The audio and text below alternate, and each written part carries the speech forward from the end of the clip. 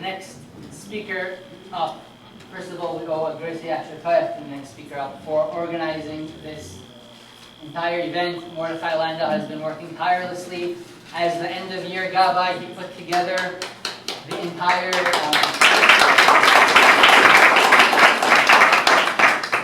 together with the yearbook ads and the senior trip. There has not been any year that I had to work less than this year. And he did it all, and he still was able to keep in touch with every presidential debate that's been going on. I don't know how he managed to do that. And he still managed to maintain A's in every single class. And the second one is actually quite an accomplishment. So that's amazing. Yashar Koyach. I want to, I had a feeling that he was the right man for the job. When we were looking for an end of year Gabbai, Baruch Hashem, you did not disappoint me. I just want to point out that all of these things, working on the yearbook ads, and organizing tonight's event, and the senior trip, those are all consequences. Those are all results. Those are all megalit, that there is something inside you, that there is a power inside you that's being revealed to you. There's something there, there's a potential there. A potential for leadership, a potential for being organized, a potential for authority, potential for recognizing other people's strengths, a potential for being in charge and being able to bring something out to fruition, and the potential for commitment. And the commitment is the biggest one. I saw it over the summer last year, where you worked with superhuman strength to finish up the credits you were missing. This year, among everything else you managed to do, you managed also to make up a lot of credits that you were missing from the other years. You managed to move yourself to the top in a way that I can't figure out how.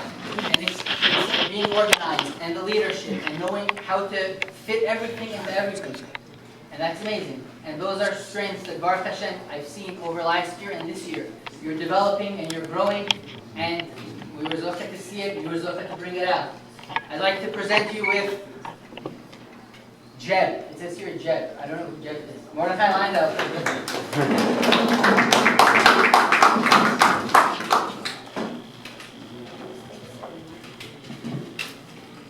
Thank you, Rabbi, for the introduction. Good. Being in USSR was a truly great experience, one that I'll never forget. After being here for 2 years, I've grown in my learning skills and improved myself overall as a person. I got to meet truly great Rebbeim and a great group of guys. All right, Weissman, no words can describe how much I appreciate all that you have done for me. Your chill personality and great teaching skills were very enjoyable. I love that you'd always make the learning very interesting for everyone. The tremendous love and care you have shown for me is unimaginable. You're a true role model for me. I owe a tremendous akar to Rabbi Shulman for everything he has done for me and for running this great school. I would like to thank Rabbi Karkian for being a great principal and the best teacher I ever had. I would like to express much appreciation to Isola for everything you have done for me and for all the Shabbos meals you found for me. It was also great working together on the raffle campaign. The most important people I have to thank are my parents for all the love that they have shown and their constant motivation they gave me throughout my years in high school. I can't thank you enough. I'd like to also thank my parents for coming out today and joining in our celebration. Thank you.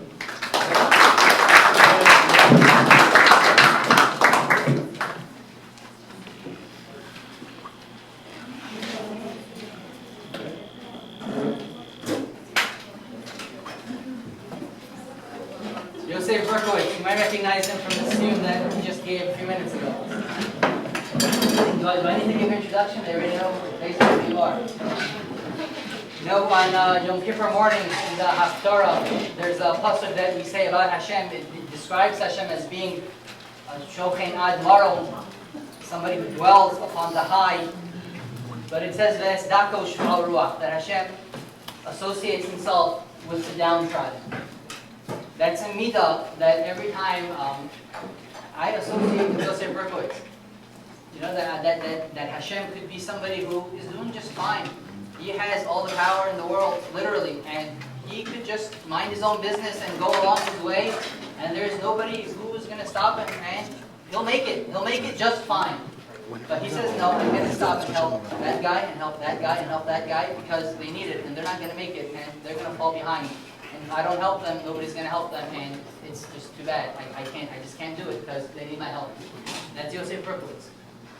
he is doing fine. He's doing more than fine. In Limudei Kodesh, in Limudei Chol, he's the role model of a Ben Torah. He is doing fantastic in extracurricular activities. He's working very, very hard, Baruch Hashem. And still, you know, the boys call him the therapist. I prefer to call him the big brother. You see him with the downtrodden. That's funny. I don't like calling anybody people downtrodden.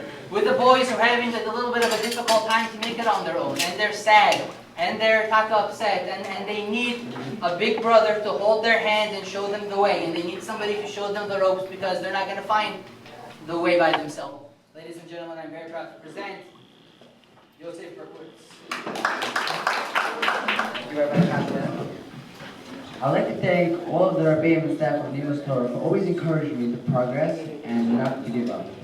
For Weissman, my 12th grade Rebbe, Baruch Hashem started me on my Mishnayos journey, which has led to today's Siyum and always being there for me at any time of need. Thank you, everyone. Rabbi Kakian and the secular studies staff for all they have done in enhancing my education. Thank you. Last but not least, I would like to give a special Hakar Zatayv to the Rosh Yeshiva, Rosh Hashanah, for the loving care he has showed throughout my stay in Nimus Torah. Thank you very much, Rabbi Shalom. And finally, I'd like to thank my family and my parents for all they have done for me from my birth until now, including making the trip here today. Thank you for coming, and thank you everybody for coming today.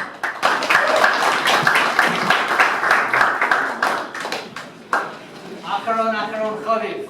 And there is no other word for it than Chaviv. There is a special Chavivos about Meir, and it's wonderful and it's very rare. You have somebody who is friends with everybody, and everybody just likes him, and it's very well deserved. We never find you starting up with anybody or bothering anybody or annoying anybody. Every interaction you have with anybody is with respect, is with maturity, and Baruch Hashem. I mean, every discussion that we have that involves choices that have to be made, it's always, I'm going to do what's best for me. I'm going to do what's going to be best for my future. It's never, I'm going to do what's easiest. It's never, I'm going to do what looks the best. It's always, I'm going to do what is the smartest. It's always, I'm going to do what looks best in the future. You know, it's never happened that I asked a boy in my class to give me a bracha. Except one time this year, I don't know if you remember or not. One time this year, something happened in the class. And I was so moved, I was so inspired by the level of Yiras Shamayim that I saw from Meir, that I said in front of the whole class, I said, you have to give me a bracha. And it's rare, but that's what Meir is. Meir, he lives on a higher level. He doesn't do what you're not supposed to do. It says don't do it, so you don't do it. He doesn't care who's looking.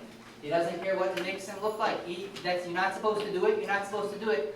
And it's amazing, and it's wonderful, and we are very proud. We are very, very proud.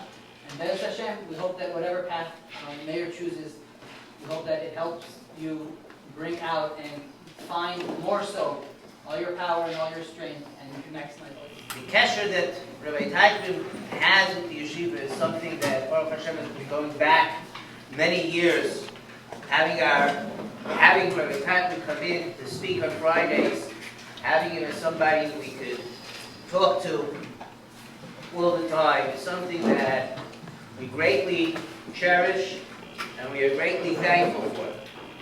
And with that, Rabbi Teichman. Thank you.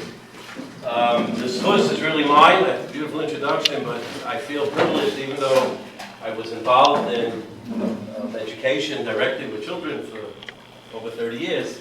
The last few years I've been devoted solely to the Rabbanos. Occasionally I have the great opportunity to be able to speak and inspire the boys, and not only to inspire them, but for them to inspire me occasionally. And I want to thank Rabbi Shulman for allowing me to continue my passion and being involved in some way with the wonderful work that you do. I want to first tell you that you've heard testament about your sons from a wonderful principal who was able to zero in on every Talmud. That's really an amazing testament to the principal himself. But, you know, kids act a certain way in school, from school to school. That's where all the restrictions are. I have a privilege of knowing many of your sons from another venue, which is called the JCC, which I frequent every day, and occasionally I have a Motzei Shabbos during the long winter. And I've seen your sons, and you can really tell the truth of what character a person has, not how they act in the classroom, but how they act outside the classroom. The derech eretz and the way they comport themselves when they're wearing shorts and t-shirts rather than white shirts and hats. That really tells you about them. You have so much to be proud of, and I'm fortunate to know them inside the classroom occasionally, but more often outside the classroom. I want to say two things, two ideas. One is a testament to the Hanhala and the Rebbeim, which also is something to the parents as well. I want to start off with a famous question, famous idea that we know but it doesn't make any sense. We all know that these young men are 17 or 18 years old. They've been in this world for some 18 years. And that's when their journey began, and they're at the beginning of a long journey, but their journey began earlier than from when they were born. In the womb of the mother, even though it's Father's Day, but mothers always deserve the credit. And in the womb of the mother, the Malach comes and teaches them Torah. And as we know, before they're born, they get a little slap on the face, and they forget it. And the question is asked, why do they have to learn it? Why do they have to learn it if they can forget anyway? And the answer is given by many different Hasidim and Litvaks and Goyin and others, that it's the fact that there's already an impression, there's already an impression and something that's familiar so that when it comes, it's a little easier than if it would just be fresh. So the question is, so why does Hashem have to have a malach teach them? Hashem couldn't put the knowledge into their minds. Hashem didn't have the capacity to put that in and then pull it out and leave that impression. Why do you need a malach? So I want to tell you what I think the answer is. You know, the Pasuk, the Navi says that if you're looking for a teacher for your child, and the truth is every parent is a teacher, a mother and a father. The model for teaching is V'shinantam L'Venecha. The Rebbeim are just a replacement or a helper to the parents, but it's really V'shinantam L'Venecha. The model is to teach Torah. The Pasuk says that Ki Malach Hashem Tzvakosu, Ki Sisei Kain Yishmer Das, and Ki Malach Hashem Tzvakosu. And the Gemara says, Im Doima Harav LaMalach Hashem Tzvakos. If the Rebbe is compared to a Malach Hashem Tzvakos, looks like a Malach, then let them learn Torah from them. And I think what HaKadosh Baruch Hu did is as follows. HaKadosh Baruch Hu didn't simply put the Torah into the system. That he could have done on his own. HaKadosh Baruch Hu gave them an experience. And he said, I'm going to show you in the gestation when you form, a malach is going to be a teacher to the Torah family. And this is going to be your model in life. When you go through life, look for the teacher who is daima l'malach Hashem tzvokos. So what is a malach Hashem tzvokos? What makes someone into a malach? So the Medrash says the definition of a malach is someone who's raya ve'einei nireh. Someone who sees but is not visible. The invisible man. He's there to help and to do, but he's basically invisible. Because when a parent, a father or a mother, and certainly a Rebbe, wants to reach a child, if the child senses that it's about the Rebbe or it's about the parent, it's about ingratiating them rather than their concern for me, that's not a malach Hashem tzvokos. A malach has no self. A malach is only there to see, not to be seen. And that's why Hashem gave us. Because there will be students who will go through different yeshivas. And they will be put to the test to see if they can find that malach Hashem tzvokos. And unfortunately, some of you went to other yeshivas and you haven't found them.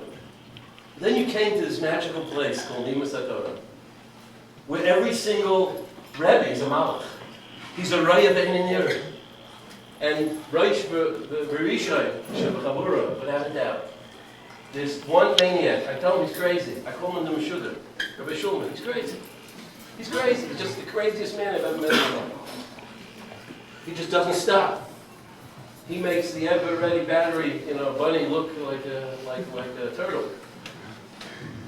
And Rabbi Shulman just doesn't stop. And there's not 1 ounce of anything about himself. It's just about the Talmidim. It's about the Rebbeim. It's about taking care of them. But first and foremost about the Talmidim, there's not 1 ounce of a nira in this raya.